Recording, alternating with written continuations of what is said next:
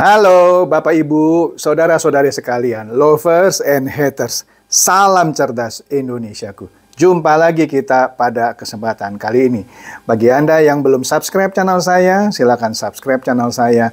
Tekan loncengnya agar Anda dapat notifikasi setiap kali saya mengupload video-video saya.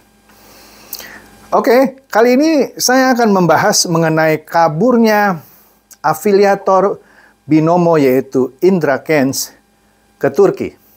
Oke. Kemudian juga seorang Diamond VTube yang tiba gilirannya untuk diperiksa yaitu Wilbert Karimun. Bagaimana ceritanya? Oke, kita lihat dulu ini satu berita di CNBC. Nah, di sini katanya beritanya viral disebut kabur ke Turki, Indra Kents buka suara. Nah, seperti yang kita tahu sebenarnya Jumat lalu Indra Kents ini dijadwalkan untuk diperiksa. Tetapi dia sebelum itu dia sudah ke Turki, katanya mau berobat. Katanya berobatnya apa ya, di kuku jari yang mana gitu ya, saya nggak gitu teliti bacanya. Ada bercak hitam, dicurigai mungkin kanker kulit atau kanker apa gitu ya. Tapi yang bingungnya, saya baca juga di satu berita lagi, malah pengacaranya nggak tahu, pokoknya berobat aja ke Turki gitu ya. Oke, kemudian Bapak Direktur Tindak Pidana Ekonomi Khusus Dirtipideksus, Bapak Brigjen Wisnu Hermawan berkata, ya sudah, kami sudah beri kesempatan tapi tidak dipakai. Nah, nanti kita lihatlah beritanya. Nah, di sini ilustrasinya ada foto kuasa hukum korban yang namanya Vincentius Mendro bersama perwakilan korban trading binary option, dalam hal ini Binomo. Di sini fotonya ya, tiba di Barreskrim Polri Jakarta Kamis 3 Februari ya 2022. Mereka datang untuk membuat pelaporan atas dugaan tindak pidana trading ilegal ya. Nah, di berita ini dikatakan, ini berita minggu lalu sih ya. Di berita minggu lalu ini dikatakan, nama influencer Indra Kesuma atau alias Indra Kents kembali membuat heboh dunia jagat maya. Dirinya terbang ke luar negeri di tengah panggilan pihak kepolisian dan Satgas Waspada Investasi. Sebelumnya, Direktur Tindak Pidana Ekonomi Khusus, ini kurang ekonomi ya, Barreskrim Polri Brigjen Wisnu Hermawan menjelaskan jika Indra Kents dan beberapa orang lainnya, ada orang lain lagi nih, diduga melakukan seperti tindakan judi online dan atau menyebarkan berita bohong melalui media elektronik, penipuan atau perbuatan curang, serta tindakan pencucian uang. Indra Kents bersama sejumlah YouTuber dan influencer di Instagram telah dilaporkan oleh Marunasara dan beberapa orang lain atas dugaan tindak pidana trading ilegal. Nah, di sini dikatakan lagi sebelum itu katanya Indra Kents memberikan keterangan kepada media Kamis minggu lalu dong ya. Nggak tahu nih, bener nggak ya? Kamis. Oh, sorry. Saya salah baca. Maksudnya, sebelum Indra Kents memberikan keterangan kepada media. Oke. Nah, pada Kamis 17 Februari pagi yang lalu, Direktur Tindak Pidana Ekonomi Khusus Dirtipideksus, Bapak Brigjen Wisnu Hermawan mengatakan penyidik telah memberi kesempatan kepada Indra Kents untuk mengklarifikasi katanya, tetapi tidak digunakan dengan baik. Malah dia pergi ke luar negeri. Dengan kata lain, dia mengakui kesalahan dia. Hayolo. Saat dihubungi oleh Detik. Ini lucu juga ya. Beritanya CNBC, tapi saat dihubungi oleh Detik. Oh, oke lah. Mungkin CNBC mengutip Detik. Oke lah. Nggak usah dipermasalahkan. Kemudian, selain masih menunggu penyelidikan Polri, Satgas Waspada Investasi kemarin juga memanggil Indra Kents dan 4 orang afiliator. Maksudnya kemarin tuh minggu lalunya ya. Dan 4 orang afiliator lainnya. Afiliator dan influencer yang diduga telah memfasilitasi produk binary option dan broker ilegal yang tidak terdaftar di Bapepti. Oke. Nah, sama seperti SWI, keempat orang lainnya adalah Doni Muhammad Taufik atau alias Doni Salmanan, ya. Kemudian Vincent Raditya alias Kapten Vincent. Kemudian Erwin Laisuman, dan Kenneth William, Ken Wilboy. Oke. Mereka diduga telah memfasilitasi produk binary option dan broker ilegal yang tidak terdaftar di Bapepti seperti Binomo, Olimtrade, Quotex, dan OctaFX, serta melakukan kegiatan pelatihan perdagangan tanpa izin. Oke. Jadi ternyata selain yang namanya Indra Kents yang lebih banyak dibicarakan orang, ada juga, ya ini saya sudah tahu sebenarnya, tapi di sini kebetulan di beritanya disebut, yaitu Doni Salmanan, Kapten Vincent, dan Erwin Laisuman, dan Ken Wilboy. Oke. Jadi sepertinya tidak hanya Indra Kents saja yang dibidik, ada lagi 4 orang lain. Ya, tapi kita lihat saja ya nanti kelanjutannya. Tetapi yang menarik di sini ya, minggu lalu Indra Kents kan tidak memenuhi panggilan. Berarti dia mangkir lah dianggap ya dari pemeriksaan pertama. Pasti nanti ada surat panggilan kedua. Yang saya baca di informasi bahwa pengacaranya bilang bahwa dia pasti akan kembali setelah pengobatan gitu ya. Kita tunggu kapan kembalinya dan kita tunggu juga kapan surat panggilan kedua dari Bareskrim Polri dilayangkan ke pihak Indra Kents. Oke.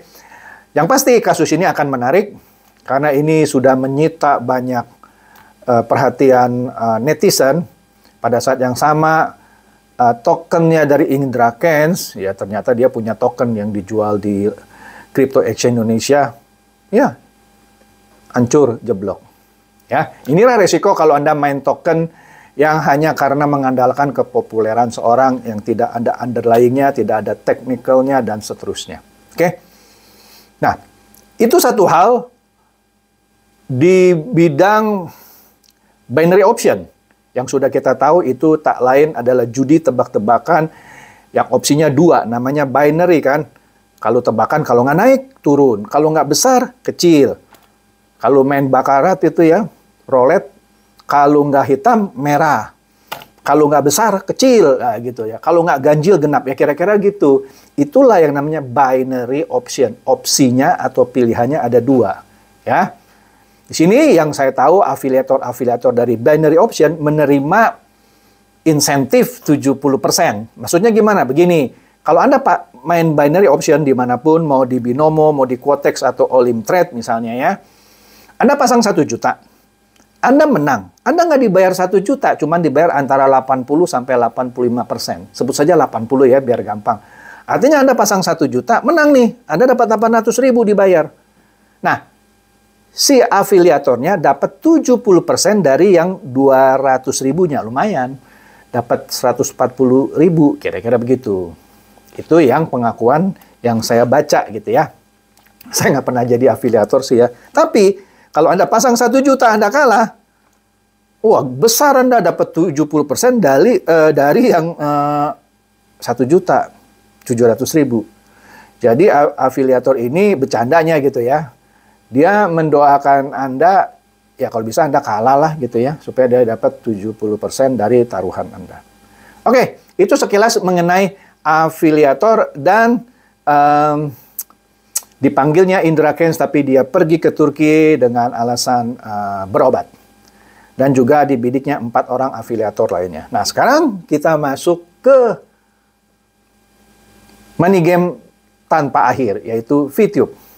Seperti yang kita tahu, satu diamond sebelumnya, Miftahul Ulum, karena dia nantang, dia sudah dipanggil pertama, sepertinya nggak datang. Saya nggak tahu apakah sudah dilayangkan panggilan kedua. Kalau tidak datang juga, maka dia akan dijemput paksa. Kemudian, berkembang ternyata. Sekarang Bareskrim sudah memanggil diamond yang kelas tinggi, yaitu Wilbert Karimun. Setahu saya, informasi yang saya dengar dari para pelapor VTube ke Bareskrim. Tapi sayangnya, ketika surat panggilan itu dilayangkan ke Wilbert Karimun, dia sudah pindah rumah katanya. Atau lah pindah rumah atau kemana, nggak tahu ya. Pokoknya nggak ada aja orangnya. Ya. Oleh karena itu, yang saya tahu, Bareskrim melayangkan panggilan kedua ke kantor V+, karena kan dia juga aktif di V+. Nah, nanti kita lihat perkembangannya. Selain itu, Bareskrim juga akhirnya melayangkan surat panggilan kepada manajemen VTube, yaitu Bapak Prabowo. Dan satu lagi Diamond VTube, yaitu Ahmad Noval ya, kalau saya nggak salah namanya. Tapi kita lihatlah, mungkin informasi yang saya dengar salah gitu. Tapi yang saya dengar demikian. Yang berikutnya dilayangkan ke manajemen VTube, yaitu Pak Prabowo dan satu Diamond lagi, yaitu Ahmad Noval. Nah, ini akan menarik karena dimulainya penyelidikan ini dengan diperiksanya jajaran manajemen, ya. Saya nggak tahu kapan itu Jack Guy yang ada di Malaysia itu akan dipanggil, tetapi yang ada di Indonesia dulu nih, Bapak Prabowo, ya, karena dia salah satu direktur dari VTube ini, ya, Future ViewTech. Ya, jadi dia memang harus dipanggil, ditanyakan bagaimana sistem VTube dan seterusnya. Dan ini akan menarik ya, karena kenapa? Kasus VTube juga ditangani oleh Direktorat Tindak Pidana Ekonomi Khusus Dirtipideksus, yang juga menangani kasus robot trading abal-abal, binary option, dan sekarang juga VTube. Sebelumnya juga menangani kasus suntik modal alat-alat kesehatan. Jadi kalau saya lihat direktoratnya Bapak Brigjen Wisnu Hermawan ini sibuk sekali ya. Mari kita dukung Direktorat Tindak Pidana Ekonomi Khusus ini. Saya tahu Bapak Brigjen Wisnu Hermawan orangnya tegas, dan sekali dia sudah bertindak, pasti dia akan teruskan. Oke? Jadi itu saja yang saya bisa update sekilas mengenai perkembangan dari afiliator binary option binomo, dalam hari ini Indra Kents, dan dibidiknya 4 orang lagi, tadi sudah saya sebut namanya, serta perkembangan kasus VTube, yaitu dipanggilnya Wilbert Karimun, tapi dia sudah pindah, sekarang dipanggil melalui kantor VPlus, karena dia juga aktif di VPlus, ya. Berikut juga manajemen dari VTube, yaitu Bapak Prabowo. Mungkin ada pertanyaan, kenapa nggak dikirim ke kantornya VTube, Pak? VTube nggak punya kantor. Tapi kebetulan Wilbert kan juga aktif ya di VPlus ya, mempromosikan VPlus. Ya sudah, yang punya kantor VPlus. Jadi kalau Anda tanya, kantor VTube kan ada Pak yang di Ketapang? Bukan, itu kantor VPlus. Kantor VTube bodong, sudah pernah saya review ya, yang ada di Kuningan itu. Di Kinanti Building, kan sudah saya pernah review kan, saya sambangi kantornya, ternyata cuman sewa alamat ya. Tapi sayangnya para bebek dungu ini dibodohi nih sama bebek licik nih ya. Percaya aja sampai sekarang, mengharapkan VTube tetap on. Saran saya, bangun ya. Bangun dari mimpi. Sudah mati. Ya. Nah, katanya sebentar lagi mau on, Pak. Sudah ada investor, sudah ada kunci on dari Pak Kiai Eman. Ya udah, Anda tunggu aja lah. Anda mimpi terus, ini sudah 1 tahun lebih ya VTube maintenance dan tidak on juga. Dan Anda masih terus dibuai mimpi. Congratulations. Oke, demikian saja konten saya pada hari ini. Semoga mencerdaskan dan mencerahkan Anda semua. Silakan share video saya ini kepada teman-teman, sahabat atau kerabat supaya mereka tambah cerdas dan tercerahkan. Seperti biasa, terima kasih.